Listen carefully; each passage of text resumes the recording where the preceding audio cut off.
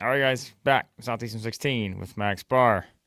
More reaction to the madness in March, which just happened on the plains, as it was Alabama getting the buzzer beater win against the Tigers. Mark Sears at the buzzer. Max Barr delivers with a 93-91 overtime win. What a game. Fantastic game between these two. We always say with the way they play, it's usually going to live up to the hype.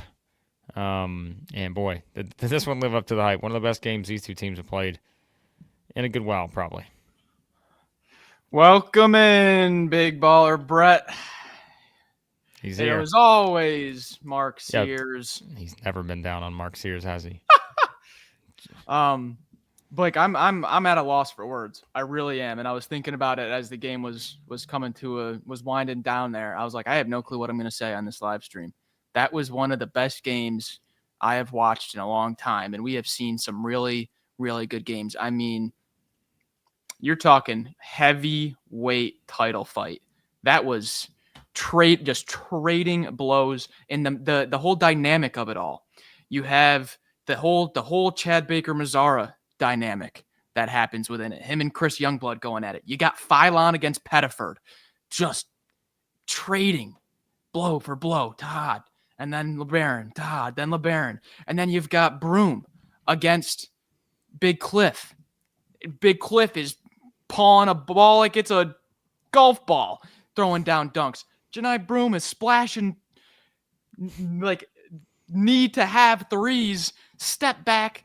How about that call from Dickie V? That's amore. That's amore. So good to have Dickie V on the call. I mean, think of that. You have all of this, that great game, and we got to have Dickie V on the call. Before even diving into the game, I am just at a loss for words at how amazing of a matchup that just was. We got it into overtime. Just incredible. Heavyweight title fight right there. It's interesting. I feel like it was a couple weeks ago? It was Auburn is done for, right? It was like, okay, we talked about all the stuff. They're not winning by enough points and all that. And then, kind of the same situation for Alabama where it's like, come on, Alabama, what are they doing? They've lost, 4 of 6 now. That's it. Season's over. That's it. They're not going to make a run. And we said, like, this is the exact same scenario last year where all of a sudden, like, Alabama just needs that one game, that one sort of moment to catapult them into a potential run in March. And what do you know? It comes on the final day of the regular season where they win at the buzzer against the number one team in the country, their biggest rival. And now what does that mean for them moving forward, right?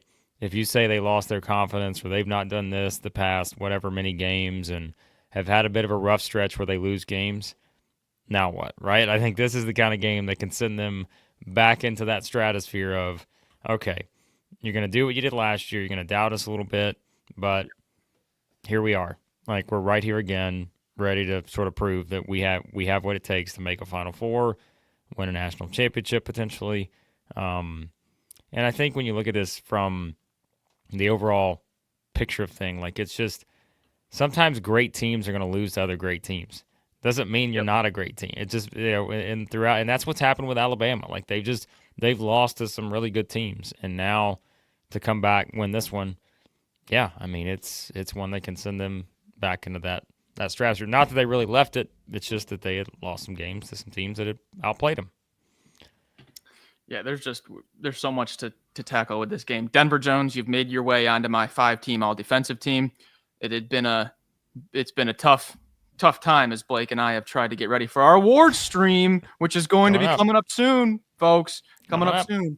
But that one play, I think it was first half, that game just felt like a marathon, so I'm not sure, but you guys will know what I'm talking about. I think it forced a shot clock violation.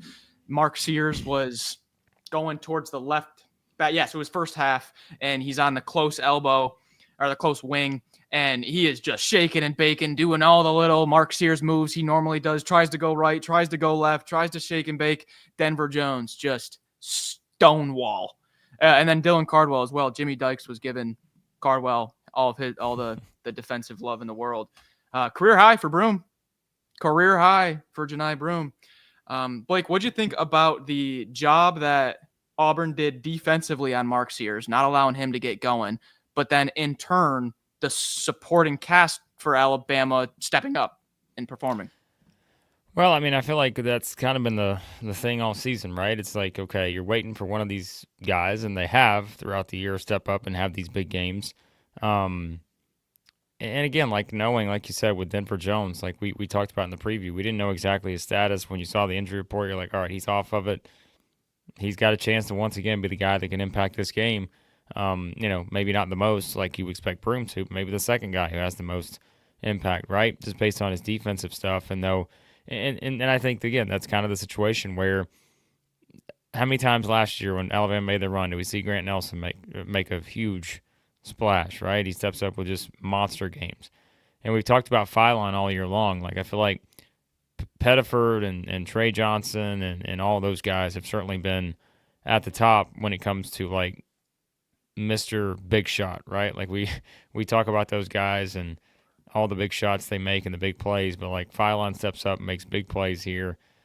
And then it's like Big Cliff. I mean, he's, again, not someone that you're necessarily going to ask to score a lot of points, but in a game like this, to have the contributions you had from him, certainly the rebounding stuff and all that makes a difference, especially we always say, too, we're like, with Big Cliff, I don't think you adequately measure his impact on the game because it's not always going to come in the form of an actual stat. Like, it's just him being on the floor is going to impact stuff. So, yeah, I mean, I think that's kind of the depth of Alabama. We said it. I mean, when they lost Latrell Wright so early in the year, I mean, we knew, Houston Millett's was going to play. We talked about getting Youngblood back. Reed has been out. Like, all those things.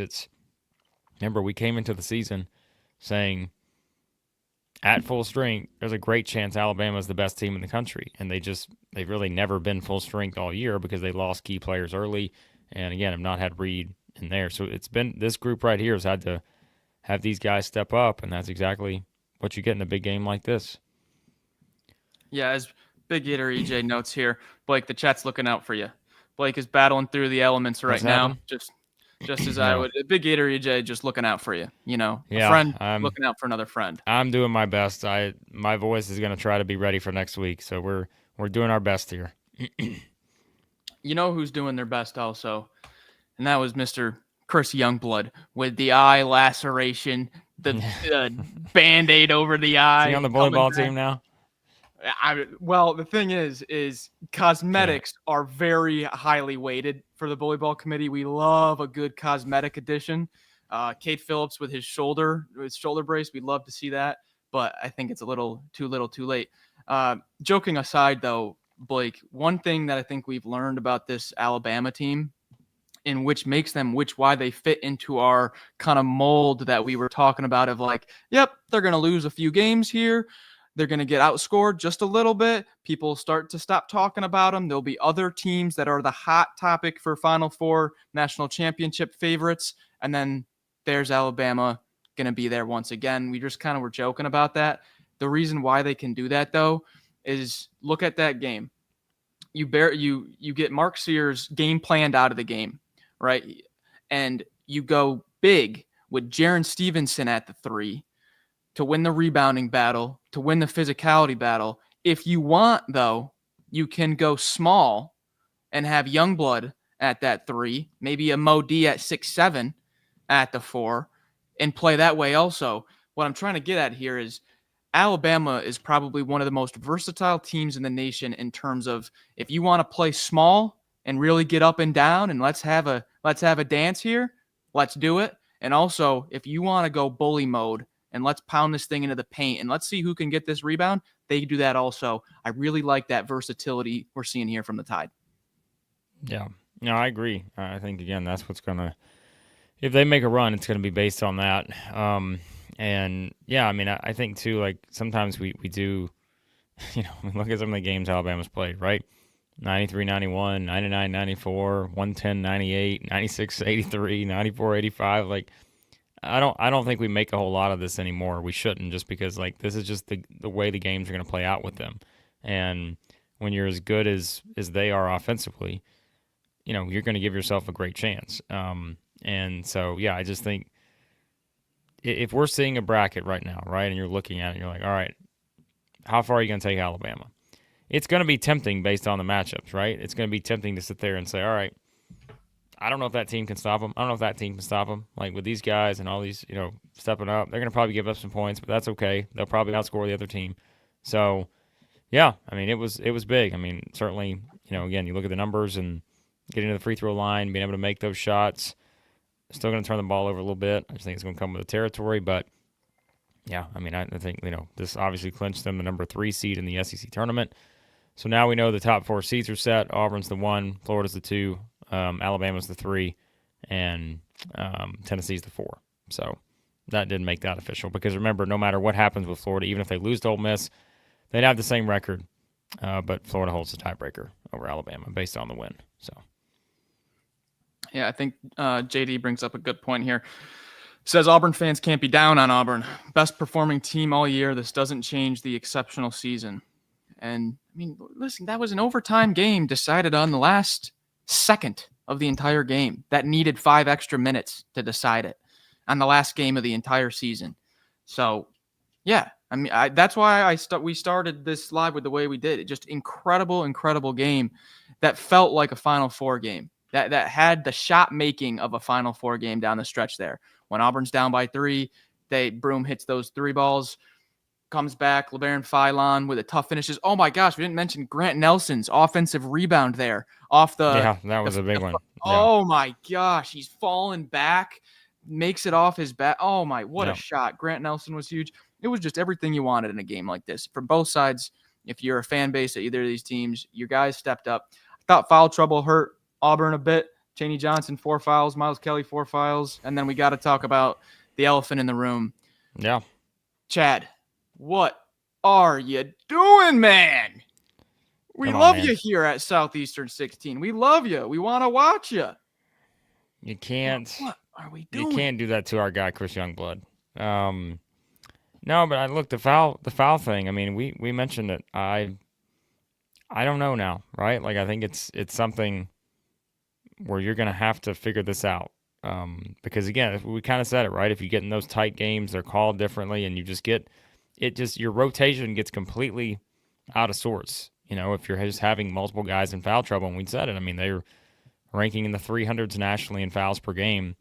How are games going to be called, in that position in the NCAA tournament? You just don't know. So, yeah, you don't want to put yourself in that position. But again, when you're a team that ranks that highly in number of fouls per game, how those games are called, like it or not, it's going to impact your ability to advance or not. And you're going to have to play within how the game's being called, right? And so it's going to be interesting. It's unfortunate, right, to have this be a storyline of a game like that to wrap up the season. It's unfortunate.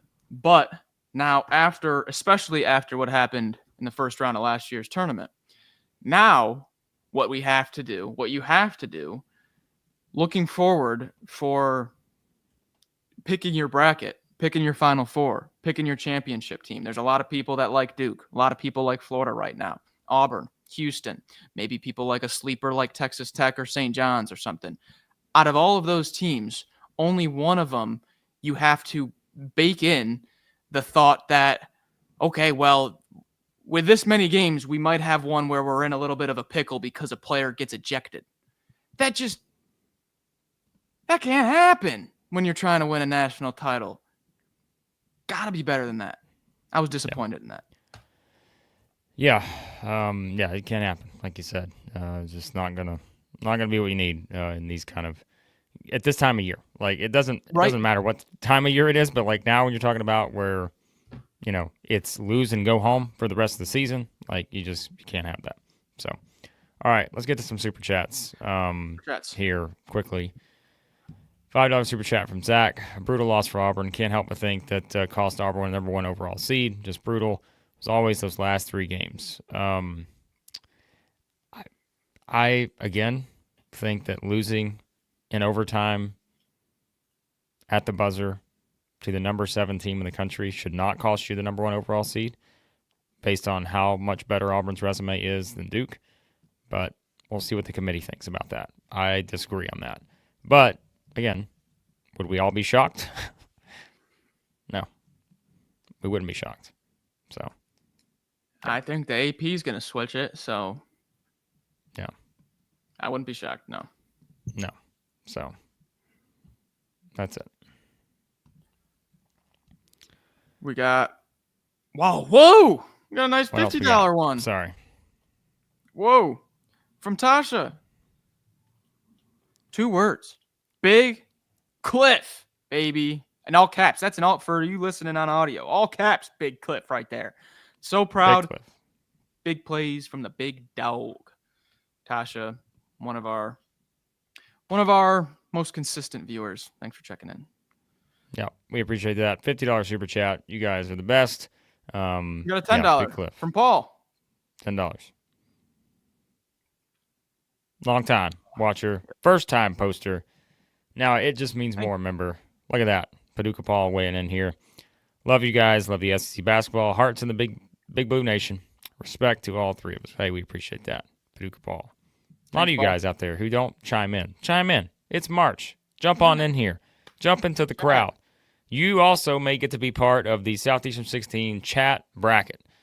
We're going to try to put together the bracket with seeding and all that. We know Mother Carol, the #1 overall seed. So, yeah. We also got called out here. Kendall's keeping us honest. We both said if Denver plays that we would take Auburn. We did on our prediction video. Got us. Well, listen. Anytime Kendall gets a chance to jump in and tell me I'm wrong about something, Kendall's going to take that opportunity. No. Yeah, you're right. I think we did both say that. But luckily, as always, the emotional hedge is what I always do. And I bet Alabama money line like yesterday. So I was making sure the emotional hedge was in on this one. So you got to do what you got to do sometimes, you know? So yours truly we hit appreciate St. Kendall John's, Alabama. Well, double buzzer beater and get you going on this fine Saturday. Here for it. Yeah. Well, again, it's regular season finale Saturday. So you take what you can get here. But again, we'll know what the bracket looks like tonight. As I said, top 4 seeds are set. We know the bottom 2 seeds are set. Still some wiggle room elsewhere. I know Vanderbilt's going to play Texas in the 12-13. There's some other things that have been decided. We think it's Arkansas, South Carolina in the 9-16. We will talk about that tonight. But before we do that, we're going to talk a little bit more about this. And quickly, Max, some thoughts on Tennessee, South Carolina. What'd you think about this one? This was a game that was more interesting than we thought it would be. Tennessee gets the win, but tied at halftime. But they make a nice run there down the stretch. And did you see the Cade Phillips dunk? Surely that's one of your top 5. No, I didn't see it. I'll find it for you. Well, the more kind of pressing storyline that comes out of this game was the health of Kyle Murray-Boyles. Not that South Carolina is projected to have too many more games this year, but Murray-Boyles really hampered there in the second half, was out for a while, and that was kind of when Tennessee regained the lead and then didn't let go of it. Chaz Lanier got hot, hit a few threes, and that's kind of all it took to get Tennessee back in control. But I'm curious about this Cade Phillips dunk. I do have in my notes Cade career high. So he did have, that might have been a part of his career high. I didn't see it live. You can find it after the stream. I suggest you track it down because it's pretty good. I will. Yeah, I thought this was kind of one that, listen, give South Carolina credit. Again, they're not really playing for anything, other than just, trying to finish the season with some sort of positive momentum. But, again, they talked about their road performances this year have not been great. And to come in there, get a lead in the first half, it wound up going, tied at halftime after somebody hit the 3 there at the end of the first half. But, yeah, I think give them credit for at least putting themselves in a position to have a chance to win this game. And, I think, like we said, it's South Carolina now gets, I think, is Arkansas in the tournament. And so chance to play the spoiler, all that. But for Tennessee, this was kind of we said it last year too, right? It's like South Carolina's just the kind of team with the style they play. Yep. Can maybe give you a few problems. But nonetheless, Tennessee didn't shoot it well here, as you mentioned. And, so, this was, it's just one of those games, right? It's just kind of that, think about all these other games we're talking about today. Yep. We're like Auburn, Alabama, Missouri, Kentucky. Like you got Florida, Ole Miss coming off a big win. That's intriguing. Vanderbilt, Georgia, potential, NCAA tournament, stay out of Dayton ramifications. Texas, Oklahoma, who's going to get in, who's going to out. And then it's like Tennessee, South Carolina, where it's like you just got two teams that are really far away in the standings. And so, yeah. So, I mean, give Tennessee credit. They found a way to win the game. We probably thought this could be one that it wouldn't exactly be the best performance for the Vols, but remember, they're coming off that loss to Ole Miss. So, bouncing back, getting a win. Again, they are the number 4 seed in the SEC tournament, and we will find out who the 5 is that will be potentially waiting on them there in that next game, should that seed advance. Just because we don't have too much to break down from the actual game, I'm going to pull this up. This was a fantastic moment here between – it's a phone video, so can you see this all right, Blake? I'm trying to full screen it. Yeah. Okay, this is between this is right after the game. They did their senior night after the game. Look at that. Picks him up and throws him around. Great moment between Z and Rick Barnes at half court after the game. Those two probably, and when you talk to you hear how they talk about each other in interviews, probably two of the most just connected player to coach relationships that I've had the chance to cover. Special moment there with Z. Yeah, I mean, it's just, I tell you, like Zeigler, and I know people will say whatever they want, but I think Ziegler's going to go down as one of those like SEC all-timers just because of the way he's impacted the program, like all those things. Like this dude just been through a lot and now in this position again to see if he can lead Tennessee as far as, he can, right? I mean, they're a 1 or 2 seed in the tournament, and so you're kind of sitting there in a position where that is your expectation, once again, for this program, is to try to make the Final Four. So, can you do it?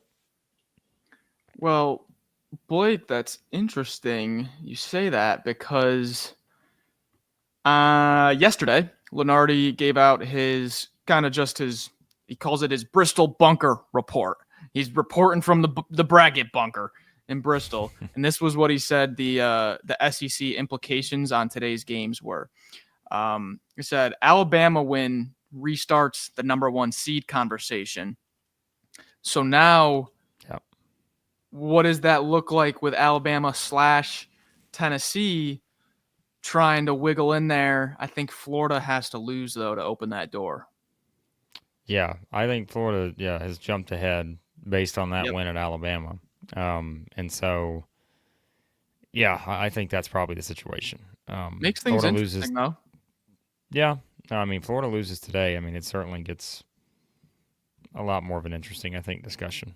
But we'll see how it plays out there. But like we said, not a lot to really add on the Tennessee-South Carolina game. If you guys want to jump in, you can with some questions, comments. We're going to hop off in a few. Remember, tonight for the primetime show, we're going to probably start that before Texas and Oklahoma is over. We might even start as early as like 8:30 Central because we're really going to be talking about in the primetime all bracket-based stuff. Like we'll give you some thoughts on the other games from this afternoon, but a lot of it will be tournament bracket time. So that's just worth noting there. So we'll probably start before even Oklahoma and company are finished. So just keep that in mind, and we'll be doing that tonight. So turn on your notifications so you don't miss it. Probably shooting for around 8:30 Central. We'll see how long that Texas-Oklahoma game is, but that's the initial thought here on that. All right, Quinn gave us 2 super chats. We will read one of them. $9.99 from Quinn. I'm dead inside. We know Quinn, another Auburn fan, and then Quinn followed it up with another $9.99 super chat with his thoughts on Alabama. So that is notable here with that. Appreciate Quinn. We appreciate Quinn, as always, contributing to the channel. Some of you also contributing to the chat in other interesting ways. All right, let's see what else we've got here. That button is there. We know what button we're talking about. It may be pushed here at some point, but let's see what else we have. About this comment from Pat I thought was interesting. Random thought. The alley-oop dunk should be a three-pointer. Requires skill, coordination, timing, and always exciting. I'm for it, Pat. Send it to the top of the Sign me ladder. up. Send it up there. We'll sign the sheet. So give me 3 points for now. I like that idea. So Okay, here's some cool stuff, Blake. Some quotes from Nate Oates from right after the game. If you guys don't follow Blake Byler, sorry if I'm saying that wrong, but he's on the Alabama beat, and he's always on top of everything. He's who I usually go to. Okay, so here's a few. Mark bailed me out. He's talking about Mark Sears. Mark bailed me out on that last play because that play design wasn't all that great, to be honest with you. Dude, Nate, what do you? That's gotta be the go-to play there. And then another one, Oates on Grant Nelson. I thought him getting downhill was important. We need him to be aggressive, and I was happy with his aggressiveness. But then Grant Nelson says, we've still got a lot to learn from this. I like that. Not settling. Still know you could have lost that game. Not settling. Grant wants more. Well, and keep in mind, too, these are now guys who have some confidence entering tournament time for a team that made the Final Four last year. Who else can say that, right? And so, yeah, I mean, it's time with Alabama. Like, it's just no one should be surprised if we look up and they're the last team standing again. I truly mean that. Like, I know it would be disappointing for Florida fans and Auburn fans and so forth, but I don't think we would be stunned at that idea. So, all right, a couple more things here. $2 super chat here. Any word on when Firo will return? Did you see anything on that? Because I didn't. No, but we got duped by someone in the we chat did get trolled earlier. by Zach earlier. Not Zach Dixon. We got someone else trolling us. Listen, we believe you guys. You can tell us anything, and we're just going to believe it because you people are so great that we would just believe it. All right? But don't troll us with information on news. So, all right. You know, Brian asked. Go ahead, Max. Oh, go ahead. Anything? No, go ahead. We'll get into this. I was just gonna say, here's a take that I'm kind of searching. This is not too much of a take, but I feel like there's might be something to it, just because Tahaad Pettiford starts the game 4 of 5 from 3, just on fire in like the first 10 minutes. He ends 4 of 8 with 19 points, and he had the ball in his hands a lot.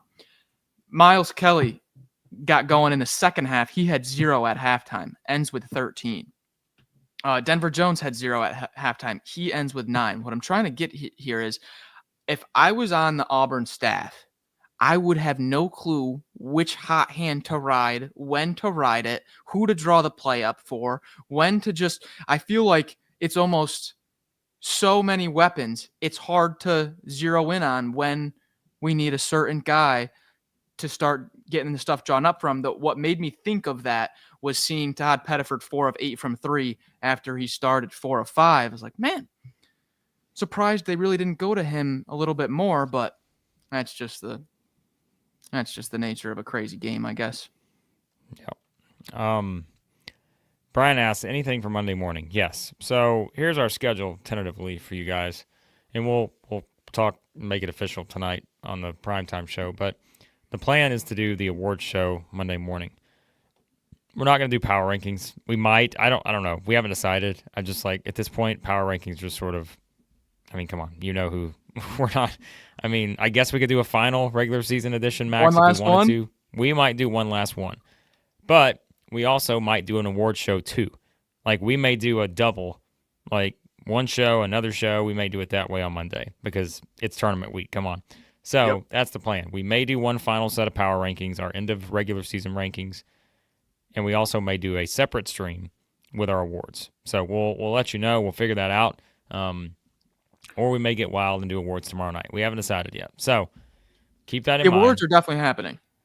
We're doing our season awards. That will be an entire stream whenever we decide to do it, either tomorrow night or Monday morning. Power rankings as well. And then Monday, you'll also get SEC tournament predictions. Here's my thinking right now, Max. I think what we're going to do is we'll do our predictions for each of the games, as we always would. But I think for our members, It Just Means More members at Southeastern 16, I think either Monday or early Tuesday, we will drop our predictions for the entire bracket. Ooh. So we will make our full bracket predictions Give it to the It Just Means More members. And then meanwhile, we'll do game by game as we always do for that. So we got to really make it official for our members. We put in all the extra work for the members where we will go game by game, pick it on a stream for you guys or a video. Meanwhile, everyone else, you get it game by game as it actually happens. I like that idea, Max. What do you think? I love that idea. I don't like it. I love it. Okay. Well, then I'm sold. All right. Skylar said we should do a sub bracket as part of the group chat or part of the Southeastern 16 group bracket. Just the healthcare workers. Yeah, I mean we got enough to fill a bracket there. We do. I might need some healthcare workers right now with the sound of my voice. So we got to get Blake to be able to do the prime time. Yeah, primetime show coming up tonight. So we're gonna hop off and get ready for that. Will wants to know here: does Auburn fall to number 2 in the power rankings next week? We will find out. They've been number 1 since when? When's the last time Auburn was not number 1 in our power rankings? If I want to look real quick, because I know Alabama started the year at 1, right? Alabama started at 1. Yeah. And then their first loss was the second Friday of the year where they lost. So probably, yeah. So probably they were number 1 in our preseason. They were probably number 1 in week 1, but then following week 2, they lost to Purdue. Probably went with November 18th is my guess. Is the last time. Yeah. That's when Auburn, I think, took over. I think that's when Auburn took over the number 1 spot, and they've been number 1 ever since then. People were trying to tell us to change it, all this stuff throughout the year. We never wavered, I think. We always kept Auburn there because there was really no reason not to until maybe now. We'll find out on Monday. Power rankings. So there you go. But don't wait until Monday. We're coming back tonight. Prime time. We're shooting for 8:30. Turn on your notifications so you'll know when we go live tonight. The primetime show will be fantastic because we're going to get to talk bracket, all that stuff. We'll know the seating, everything like that. So there you have it. All right, guys. We appreciate you hopping on. Like, subscribe, be nice to each other, and we'll see you tonight. Primetime reaction at Southeastern 16.